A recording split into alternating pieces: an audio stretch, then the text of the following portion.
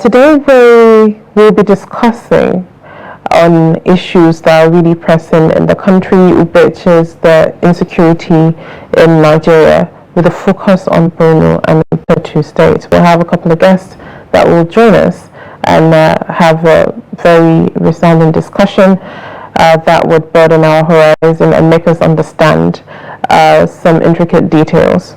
So the resurgence of violence and attacks has raised concerns about the effectiveness of security measures and the impact of communities. Understanding the insecurity crisis is very intricate.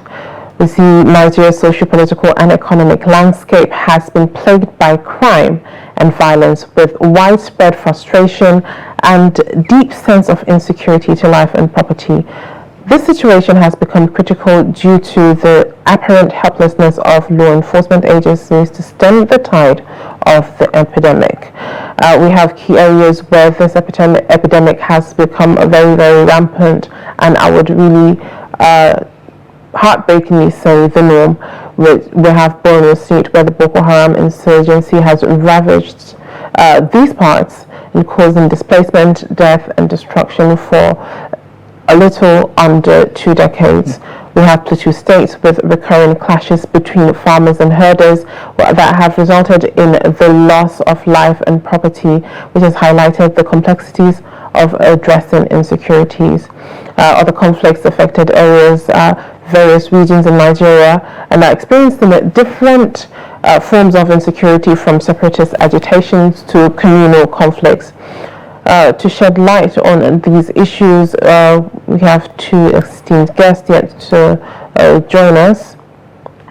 The first person is Dr. Hamisu, a security expert and public affairs commentator from the University of Abuja, providing expert analysis on the dynamics of insecurity.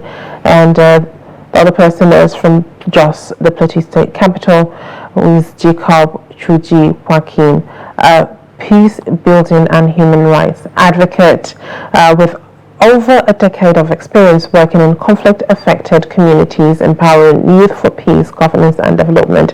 He will be joining us right now to explore the root causes of insecurity and discuss potential solutions and examine the roles of government, civil society and communities in promoting peace and stability.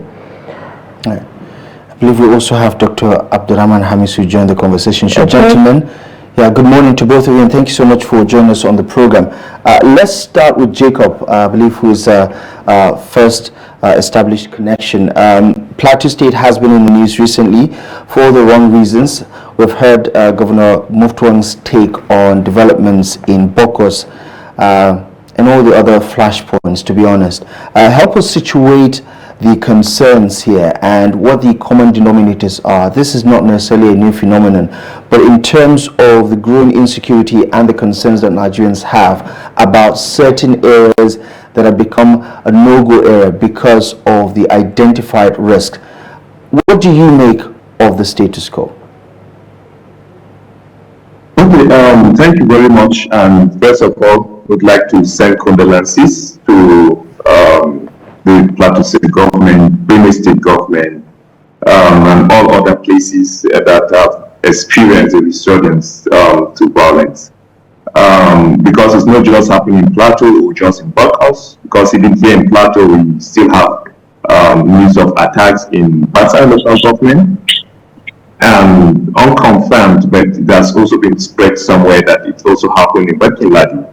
So clearly it shows that the rainy seasons are approaching, and like all other times, these are periods where such realities are expected, and so a lot of dynamics are there with regards to this conflict, and a lot of sentiments will have been shared around these dynamics, depending on what area of solidarity you want to stand with.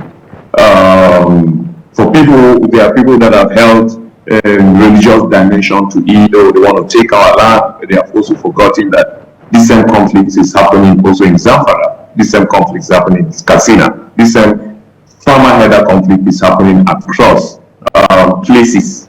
So there are those who, of course, who also stand very strongly to say, oh, this This is an environmental use of natural resources. Yes, and that is why the trajectory has been, once the rainy season are approaching, these conflicts are emanating. So without being like prophets of doom, if dialogues are not being done, if preparation for kinetic approaches to prevent violence is not being done, these conflicts are likely going to spread beyond just the normal Basa, Bakeladi, Rio. It can also spread to other places where the same drivers of the conflict. So, for me, as a practitioner on the field that I've also organized a couple of dialogues in those hinterlands, I can tell you that there are clear cases of key drivers of violence, of conflicts that have not been identified.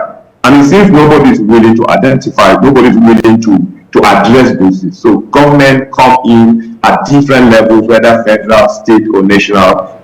They just wait, okay, after one massive attack, they decide to come and say, oh, we want to come and to show of force, we want to show that, no, there are key drivers of conflict, issues of policies of isolation there, issues of the failure of dialogue systems, the local dialogue systems are also there driving these issues of rural underdevelopment. I can also tell you that in most of those places, issues of, it's like they are ungoverned spaces. Let's put it this way, because we have worked in those communities, they are the government of themselves. And if they are the government of themselves, what do you expect? Of course, they will change names of community because there is no government presence there. There's no school facility that is supported by government in some of those communities. Now, I'm also being very careful so that I don't caught in the web of the controversy surrounding what area somebody stands. But in clear terms, we seriously need to look at it beyond just a kinetic approach. We need to see how do we aggregate the different dynamics that have to do with underlying grievances that have not been addressed. Right. Do we have Dr. Hamisu on the line? Because I'd love to get his take on the multiplier effect of this particular insecurity. And Dr. Hamisu, if I could just get your initial take on this one. Still stay. Okay, I think we've lost our connection with him. So Jacob, we're going to stick around with you on this one. The Defense Headquarters just announced an operation that foiled the plans of ISWAP, for instance, to establish a base in Plateau State. And we're talking about this against the backdrop of an already dire situation. How concerned are you that this problem is only seemingly multiplying and not necessarily looking like something is under the control of, say, for instance, Operation Safe Haven or the other security operations within Plateau State? Okay, clearly, for me, the concern there is that, like I said in my opening remarks, underlying causes, what would make an ISWAP, for instance, to establish a base, to expand its territories? It is clearly that it has also must have seen that there are tendencies where this whatever narrative that we're bringing can be bought by the people. Like I have mentioned here, some of those places are ungoverned spaces. So if they are ungoverned spaces, there's no very strong presence of government, whether in regards to evidence of democracy. So it means that you can easily just recruit people into an agenda and tell them that, okay, because the government have not been able to give you security. Have you thought of the possibility of those communities where 100 people are killed, 50 people are killed, and an ISWAP team, whatever group, insurgent group, comes to give them assurance that, hey, we're going to give you this security. All you just need to do is pay taxes to us. Your farms are going to be protected. People are hungry. And for them, it is the government, that is the government that they know. So for them, if they surrender to those terrorist groups, and if they are sure that they will be able to go to their farms and sell their commodities, and it's just out of like a little percent of it that they are likely going to give to the terrorists for their safety and security, you think they will not do it? So it is now where there is an expansion of terrorist intervention in a place, It is a wake-up call to government at all levels to know that they have failed in providing basic support system, basic protection issues to the people. And once a government at different levels has failed in meeting up to the responsibility of providing the basic fundamental of existence, which is security, which is welfare, I assure you that the people who are interested interested parties who are interested, of course, in creating conflict, in creating insecurity, in pushing their agendas, would have found a base to expand their intention. So clearly, it is a call of duty because it's also an issue of national security. When you reflect on what has happened in the south, in the northeast, down to the south, to the northwest, and now they are beginning to identify Plateau as one of its bases. If you remember again, in time past when Boko Haram started, Plateau, Bauchi were earmarked for such uptake, but it wasn't very feasible. But we share some level of fear. There's so much insecurity in the land. There's so much uncertainty about government interventions to meet up to democratic needs of the people, economic needs of the people, security needs of the people. The dynamics are clearly going to change.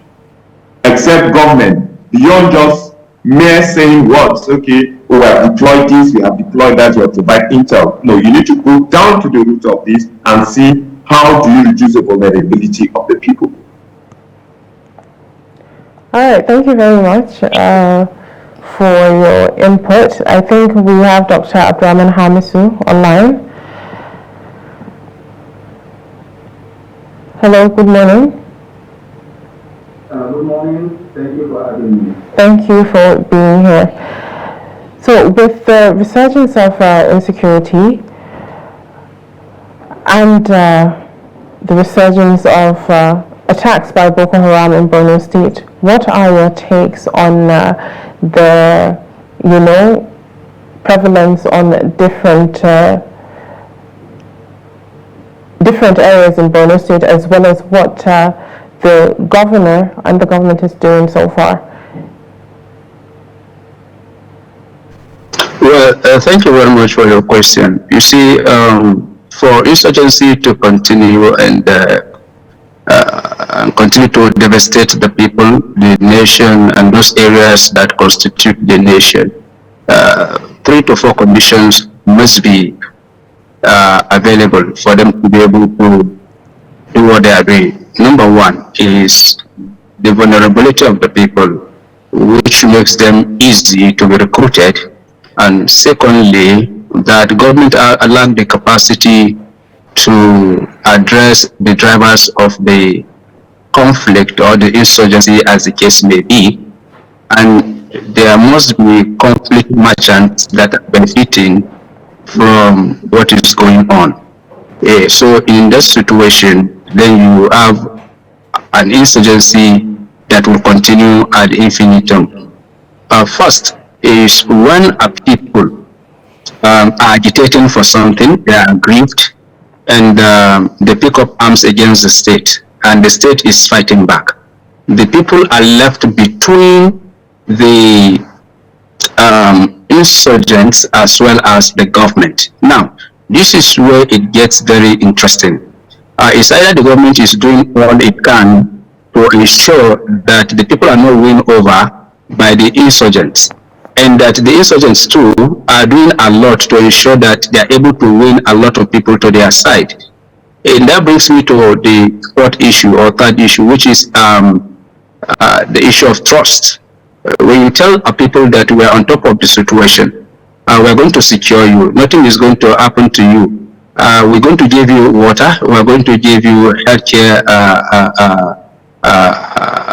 platforms that you can be able to treat yourself when you are sick or when you are ill, we're going to give your children education, we're going to provide employment opportunities. And all of these are not happening. It's just a mere slogans, mere promises that are not fulfilled. Then the insurgents will in turn, as a strategy to recruit the people, say, okay, we told you that these people are liars. They are stealing our resources. That is why we pick up arms. So give us the maximum support you need so that we can liberate you.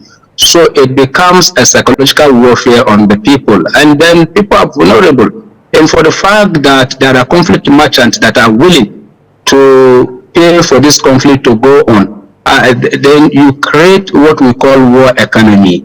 In Borno State and some other states that have been affected are undergoing this very particular process of transforming their basic economy from a very productive one that relies on farming to become part of the supply chains to the insurgent. For instance, when you know that you are unemployed and you can supply, say, 2 liters of petroleum to the insurgents or to the fighters in the bush, and then you earn 10,000, which means if you can supply 4 liters, you earn 20,000 just within the period you're able to do that. So willingly or unwillingly, you become a willing tool in the continuation of the fight. We've seen a situation in Kaduna where some women are organizing women for the kidnappers because they are not in town and they needed some. These are women that they're using to go and pick up ransom. Some other times again, some other drugs that they need. There is a bakery in Kaduna that thought he's got a very lucrative business. He never knew that the bread he was baking, he was supplying kidnappers in the bush. But as far as he is concerned, is making a very good money. So if you don't take care of people's vulnerability, you are making them available for those that will recruit them, those that will use them. For instance, issues around kidnapping. You come to realize that a sum of 100 million is paid. The actual people that executed the kidnapping will tell you, I got 100,000. This one will tell you, I got 100,000. Which means the bulk of the money is not going to them, it's going to those that are recruiting them. So as a nation, you have to be honest in whatever you are doing. So you don't just tell a people that you're on top of the situation and then you make a declaration. For instance, what happened under President Muhammadu Buhari, when a crisis occurred in Benue, he declared in the open that he has already mandated his IGP to relocate to Benue State. Until he visited Benue State, he got to understand that the IGP never moved out of Abuja. The IGP was in Abuja. So when you are talking to people, you are not talking to animals. You are talking to people that are reasonable. You are talking to people that have rational decisions to make. And then in a situation whereby the government and the insurgents or the kidnappers are battling for the soul of the people they are going to recruit to do their biddings, and then you continue to say we're on top of the situation, and then people attack tomorrow, you're on top of the situation next tomorrow, people attack next tomorrow, and people will feel disenchanted, and some people will move to they will gravitate towards the insurgent or towards the kidnappers just to make ends meet. And the other thing again is, we know, even the insurgents knew the fact that the Nigeria military or the armed forces, based on estimate, we don't have the required number of troops to fight this war. And it has been the case right from 2009 when the fight began up to this moment. So that the crises are much. If you look at the entire region, the entire nation, I mean, you have either the military or the police deployed in one place or the other. All the regions of Nigeria, except the south, except the southwest.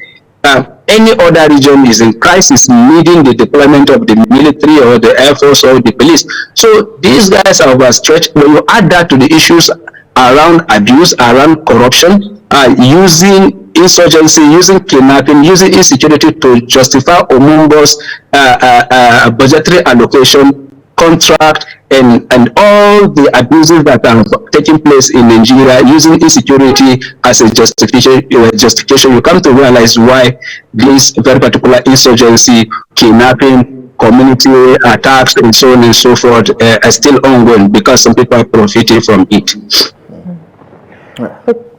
So with all the points that you made, where we have lapses in the system when it comes to, providing for the people, when it comes to the insurgents or the bandits or the kidnappers utilizing that particular lapse to exploit the people as well, to the people that are gaining from this insurgency, as well as those people that are bankrolling, to the government, to the military that are short-handed and underfunded. What counter-terrorism or mechanism can the government or the country put in place in order to tackle each and every aspect of those that are enhancing the insurgency in the country? You see, part of the challenges we're having in Nigeria is not about providing the solutions. It's about those that will implement the solutions. It's unfortunate that our setting in Nigeria has been compromised in the name of public-private partnership. In what we have in that very particular instance is a partnership that transfers resources from the public to the private, never from the private to the public. So people that are going to public offices are not going there to die for Nigeria as it used to be the case those days. So we are lacking in patriotism, and that is why people use insurgency to make money. But if we have to do something, then every stakeholder must contribute a quota, and that quota, I would say, we have overflogged it. We refer to it as patriotism. You see, when we have this belief that Nigeria is the only country that we don't have any other country apart from Nigeria, and that we need to do everything in order to make Nigeria habitable, safe, secured for everybody, so that businesses can thrive, people can go about their normal businesses. Then what will happen is that we will place public interest above private interest. But as it is now, it has been reversed. It is private interest against public interest. So even if you can do the job, and they know that you are not going to play boss, you are not going to bring returns, you are not hired. But if we want to solve this problem, the first thing that we need to do is, one, to volunteer our time, our energy to ensure that we have security. That was something that happened while we were at the presidential committee on the Northeast Initiative. There was this initiative that was implemented, and what was it? To ensure that there is a synergy between the communities in the Northeast, especially Adamawa, Yobe, and Borno, and the security agencies. In the first problem we identified was issues around trust. People do not trust the security agencies because there were reported cases back then where people go to give information about a particular chap that is a member of Boko Haram, and the following, the person's grave was dug and the person was killed and buried. So people feel that we cannot volunteer information because of our own safety. And under the leadership of General Danjuma, that very particular project was implemented. I was part of the team, and then it was a community engagement where the security agencies and the community leaders were brought together, and everybody that was involved speak their minds and what they feel should be done, and the fear they were entertaining. And they were giving all the assurances. And even the petty criminals that were hiding under Boko Haram to perpetrate crime were reported. And that was what we got to know, that there was a group in Adamawa State that is known as Sheila Boys, and that these Sheila Boys were propped up by the politicians who usually motivate them during election, give them drugs, give them guns and whatever they need to rig the election for them, and after the election they abandon these children or youths, and then at the end of it, these youths now turn the same arsenal they were given against their community. And there was a particular location that was mentioned. Once they steal your phone, they run into that place, you cannot even go there. But with that very particular program, the community mobilized, and that problem was solved. So what people are determined to solve a problem, they will come together to solve the problem. And that was what we did in Borno State. When the youth realized that they were being killed indiscriminately because the Nigerian military could not differentiate between the real Boko Haram and then the youth, what they did was to go to the palace of Shehu Borno, and they told Shehu that they are willing to contribute their quota to end insecurity. And that was how civilian JTF was born. It was a voluntary organization by the youth because they believed that Borno State is theirs and they needed to act swiftly to reclaim Borno State or they are doomed. So if we have this mentality, this attitude to solving problems by sacrificing, I know some of the people that are in that very particular civilian JTF that lost their lives in trying to protect the people of Borno State. Nobody has paid anything to their family or gave them national honors, but they believe that they have to take back their state. So if we deploy this attitude, like my brother and my friend, he started out as a youth activist, and when he realized that Plateau State needed people to bring their talent to bear, he opted for security, for youth engagement, when other youths are focusing on election so that they can get funding from EU and other sources. He chose to engage the communities to provide solution. I think this is something that we need to do as Nigerians, not using our own problems to defraud ourselves by using our challenges, security or otherwise, as a justification to gain access to national treasury, and then we end up diverting the money to build estates all over the world. Absolutely. All right. Let's pivot back to Jacob. I think we have a minute or so to spare. And just to piggyback off of what Dr. Abu Hamisu just said right now, we're witnessing a politicization and weaponization of ethno-religious sentiments, and Plateau State knows a lot about that. The governor's comments recently alluded to how this is not your ordinary communal clash between herders and farmers. He said something much deeper, something much sinister is at play here. How do we reverse engineer this process for a state that is quite pivotal to a big conversation around how to get the best out of our communities, for instance, because this insecurity that we're talking about is predominantly in the hinterlands, in rural communities. So what's the plan here? When Dr. Abu Hamisu says communities need to wake up to the reality that, you know, help is not coming until they decide to take the proverbial bull by the horn. What does a solution, a community homegrown solution, look like to you?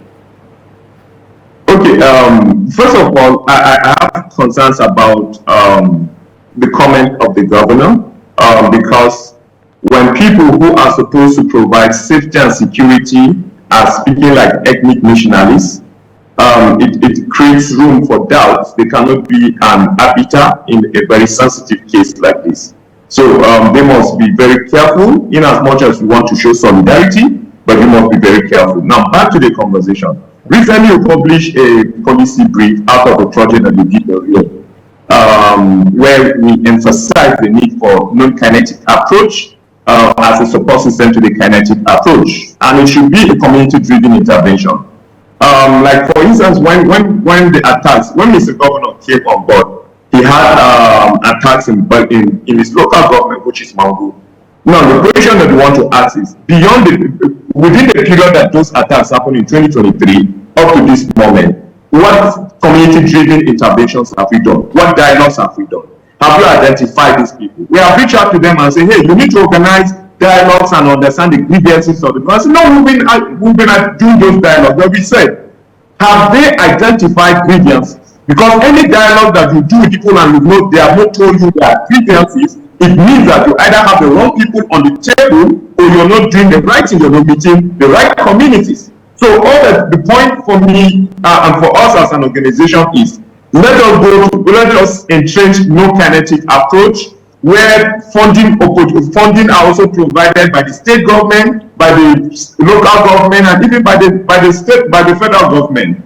In the face of a decrease in funding across the world, it means that there will be fewer resources for non-state actors to intervene in some of those communities. And if we're to walk by that trajectory, it means that we'll be missing on the table when we're doing to do those dialogues, because we need resources to do those dialogues. It means that there will be a lot of conflict that will be escalating. So for us, for me as a practitioner, we need to see more of government intervention. We need to see coordination efforts of what is happening and what is not happening. We need to see community exchange visits. We need to see a whole lot of things and the involvement of young people in peace and security. Once these people are missing out of all peace dialogues and engagement, be rest assured that whatever meetings that you're having, high-profile meeting you're having, setting up of committees will not work. As far as young people who are the header, who goes for heading, who also go for farming, and who mismanage their relationship at that level, and then it escalates. As far as those people are missing on the dialogue table, forget it, you cannot address any problem. And lastly, government must be deliberate about addressing the issues of injustice. I am clearly saying this, and I without fear of being misquoted. government must look deeply and see what are the grievances, what are those people that make those things that make communities vulnerable to be recruited on both sides, and see how do you come in, what can government do. As little as deployment of teachers to schools, it is what is missing in some of those communities. And not, you go to some of those schools, you see dilapidated school system. These are drivers. And when people want to say, okay, government has abandoned you, they go to their schools and they see dilapidated structure, they go to their neighboring community and they see good structure, it's enough, a motivation for them to get entangled into violent extremism. So for us, government must have a holistic view, not this city type kind of intervention. We need to go back to the internal. We need to go to where the problems are on and address them, and I assure you that will be fine. Plateau will be fine, Daily will be fine, and other places. All right. Gentlemen, I think we can all agree that there is a lot of lip service when it comes to addressing the issue of insecurity. I wish we had more time to unpack some of the other underlying issues, but that is all the time we have for now. Dr. Abdurrahman Abu Hamisu, Jacob Choji Pokim, thank you both for the analysis. We do appreciate you for taking the time and for joining us on Daybreak.